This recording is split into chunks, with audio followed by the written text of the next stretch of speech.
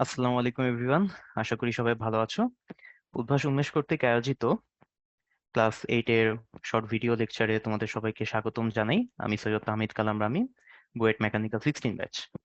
তো আজকে তোমাদের কাছে আরেকটি মজাদার টপিক নিয়ে আমরা হাজির হয়েছি। সেই টপিকটা হচ্ছে তোমাদের সরল মুনাফার সংক্রান্ত যে সূত্রটি আছে সেই সূত্র নিয়ে আমরা আলোচনা করব, এবং সেই সূত্র সংক্রান্ত আমাদের কিছু সমস্যা আমরা আজকে সলভ করার চেষ্টা করব। তো চলো শুরু করা যাক। তো আমাদের সরল মুনাফা সংক্রান্ত সূত্রটি হচ্ছে I is equal to P N আর।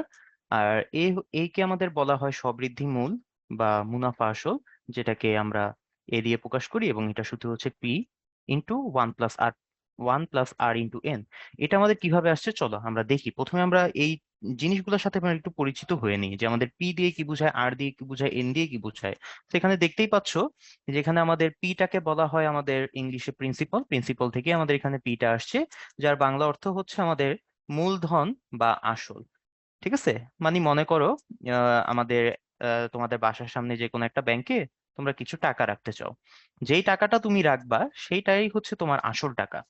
ঠিক আছে, সেটাকে আমরা পি দিয়ে প্রকাশ করতেছি। মুনাফার হার, রেট অফ ইন্টারেস্ট থেকে আমাদের আরটা আসে, সেইটা হচ্ছে আমাদের মুনাফার হার। তো মনে করো ব্যাংকে তুমি যে টাকা রাখলা, ব্যাংক তোমার টাকাগুলা বিভিন্ন খাতে নিয়োগ করে তোমাকে নির্দিষ্ট সময় পর কিছু একটা তোমাকে প্রফিট দেয় বা কিছু একটা ইন্টারেস্ট দেয়।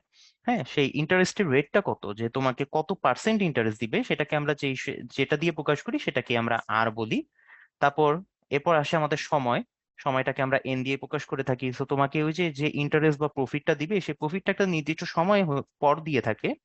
নর্মালি আমরা এখানে অঙ্ক করি হচ্ছে এন এর ভ্যালুকে আমরা বছর হিসেবে চিন্তা করে, 1 বছর, 2 বছর, 3 বছর এরকম ভাবে, কিন্তু নর্মালি বাংলাদেশের ব্যাংক গুলাতে হচ্ছে মাস হিসেবেই প্রফিট গুলা দেয়। হুম, সব ব্যাংক না, আমি বেশিরভাগ ব্যাংকের কথা বলতেছি, মাস হিসেবে এই প্রফিট গুলা দিয়ে থাকে, 1 মাস, 2 মাস, 3 মাস এরকম ভাবে। আর মুনাফা হচ্ছে সো এই তো কিছু সময় পর ওই নির্দিষ্ট রেটে হিসাব নিকাশ করার পর তুমি যেই তোমার আসলের থেকে আরো বেশি যে এক্সট্রা টাকাটা পাবা, সেই টাকাটাকে আমরা কি বলে থাকি, মুনাফা বলে থাকি। এটাকে আমাদের প্রফিট বলা হয় বা ইন্টারেস্ট বলা হয়, সেই ইন্টারেস্ট থেকে আমাদের আয় এই প্রতীকটা চলে আসছে আর কি। আর মুনাফা আসল বা সবৃদ্ধি মূল জিনিসটা হচ্ছে আমাদের এ। তো এটা হচ্ছে আমাদের আসলের সাথে তুমি যে এক্সট্রা যে প্রফিটটা লাভ করছো সেটা যদি যোগ করো, মানে পি এর সাথে তুমি যদি আইটা যোগ করো, তাহলে আমাদের কি পাওয়া যাবে, সবৃদ্ধি মূলধন বা মুনাফা আসল জিনিসটা পাওয়া যাবে। এখন আমরা আসি I is equal to P N R, এই সূত্রটা আমাদের তাহলে কিভাবে আসছে, তাই না?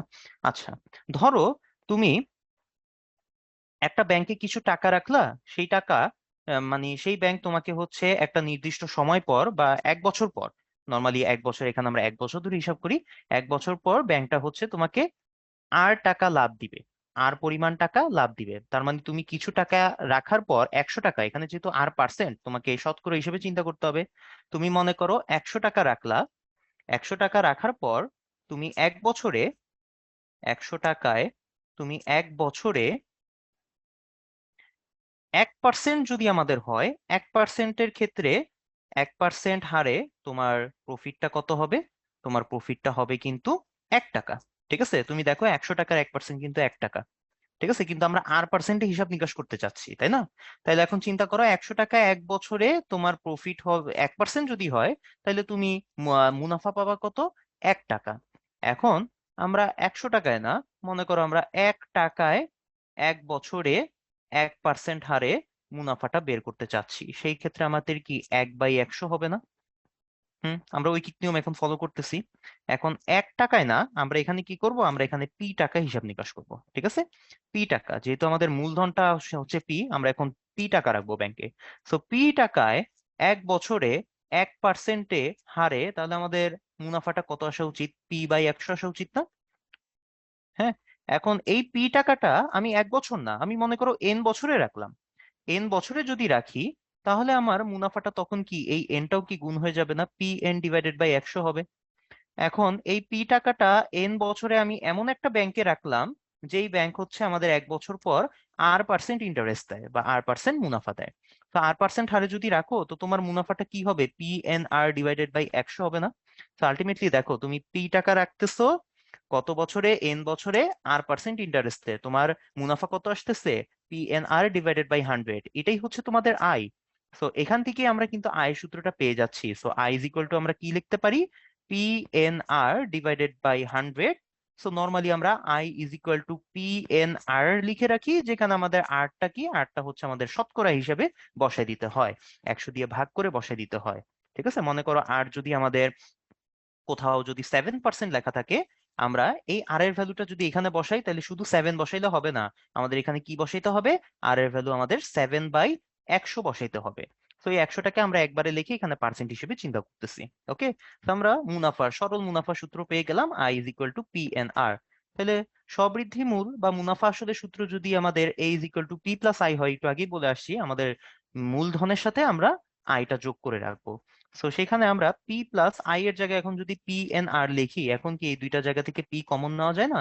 পি কমন নিলে আমাদের এখানে কি চলে আসে, পি ইন্টু 1 + NR। সো এটাই হচ্ছে আমাদের সবৃদ্ধি মূলধনের সূত্র। তো চলো এটা দিয়ে আমরা একটা ছোটখাটো একটা ম্যাথ করে ফেলি। যে বলা হয়েছে যে তুমি ব্যাংকে 10,000 টাকা জমা রাখলা, তো 10,000 টাকাটা কি, 10,000 টাকাটা কি তোমার আসল হবে, আসল টাকা হবে। জমা রাখলে এবং ঠিক করলে যে আগামী 5 বছর তুমি ব্যাংক থেকে কোনো টাকা উঠাবে না, তার মানে আগামী 5 বছর, এই পাঁচটা কি, পাঁচটা হচ্ছে তোমার সময়, সময়ের ভ্যালুটা হচ্ছে 5। এখন ব্যাংকের বার্ষিক মুনাফার হার, যে তোমার বার্ষিক মুনাফা বলতে বোঝায় যে তোমাকে 1 বছর পর এই 10%টা তোমার টাকার উপর হিসাব করে কিছু একটা মুনাফা দিবে। হ্যাঁ, বেশি আমরা এখানে যেসব ব্যাংকের তোমাদের ম্যাথ দেওয়া আছে ওখানে বার্ষিক মুনাফা হিসাব করি, আর আমাদের বাংলাদেশের ব্যাংকগুলোতে বেশিরভাগ ক্ষেত্রে মাসিক মুনাফা হচ্ছে হিসাব নিকাশ করা হয়। তো এখানে বার্ষিক মুনাফা 10%, এটাই হচ্ছে তোমার আর এর ভ্যালু। তাহলে 5 বছর পর মুনাফাটা কত, তাহলে এখানে আমরা লিখে রাখি পি হচ্ছে আমাদের 10,000, তাই না? এন এর ভ্যালু কত, 5 বছর। আর আর এর ভ্যালু কত, 10%। 10%কে আমরা এখন যদি শতকরা হিসাব নিকাশ করি, তাহলে 10/100, এটাকে আমরা কিন্তু 0.1 লিখতে পারি। তো এখন যদি আমরা এখানে হিসাব নিকাশ করি, যে এখানে আমরা I is equal to P N R, P N R এটা যদি হিসাব নিকাশ করো, তাহলে I is equal to P N R. এখন আমরা সংখ্যাগুলা বসাই দিই, 10,000 ইন্টু 5 ইন্টু হচ্ছে আমাদের 0.1। ঠিক আছে, বা 0.1কে আমরা 1/100 লিখতে, 1/10 লিখতে পারি।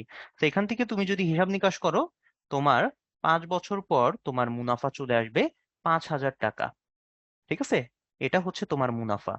তো মুনাফা কত পাবা, মুনাফা পাবে হচ্ছে 5,000। তো তুমি 10,000 রাখলা, কিন্তু তোমার 5 বছর পর মুনাফা চলে আসলো 5,000 টাকা।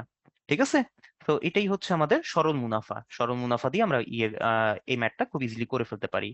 একই ম্যাথটা এখন তোমাকে বলা হইলো সবকিছু ঠিক আছে, পি আগের মতোই আছে, এন আগের মতোই আছে, আর আগের মতোই আছে, এখন বলা হইলো মুনাফা আসলটা বের করো।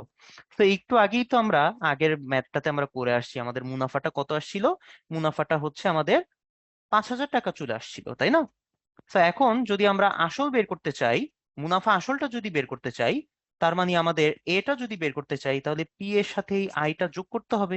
পি এর সাথে আইটা যোগ করলে আমাদের এই 10,000-এর সাথে আমাদের 5,000 টাকাটা যোগ করতে হবে। তো এখানে আমরা কত পাচ্ছি, মুনাফা আসলটা টোটাল 15,000 টাকা পাচ্ছি। মুনাফা আসল টোটাল 15,000 টাকা পাচ্ছি। এইভাবে আলাদা ভেঙেও করতে পারি। আর আমাদের আরেকটা যে সূত্র আছে না, সেই সূত্রটা হচ্ছে আমাদের A is equal to P into 1 + R × N। এটা দিয়েও কিন্তু ডাইরেক্টলি বের করা যায়। তুমি হিসাব করে দেখো, পি এর জায়গায় তুমি এখন 10,000 বসাই দাও, 1 বসাইলা, আর এর জায়গায় 0.1 বসাইলা, আর এখানে তুমি 5 বসাতে হবে এন এর জায়গায়। এখন তুমি হিসাব নিকাশ করো, হিসাব নিকাশ করলে দেখবা এটাও তোমার কত চলে আসতেছে, 15,000 টাকা চলে আসতেছে। তো তুমি ভেঙ্গে ভেঙ্গে আই বের করে পি এর সাথে যোগ করেও মুনাফা আসল বের করতে পারো, অথবা ডাইরেক্ট এই ফর্মুলা দিয়েও তুমি ডাইরেক্ট মুনাফা আসলটা বের করতে পারো। ঠিক আছে, এটা তোমার চয়েস। তো এটাই ছিল আজকে আমাদের আলোচ্য বিষয়। তো আমাদের আলোচ্য টপিকটা আমাদের আজকে এতটুকু পর্যন্তই ছিল। আশা করি তোমাদের আজকের এই ক্লাসটা বা টপিক যেটা আমরা আলোচনা করেছি সেটা তোমাদের সবার কাছে ভালো লেগেছে।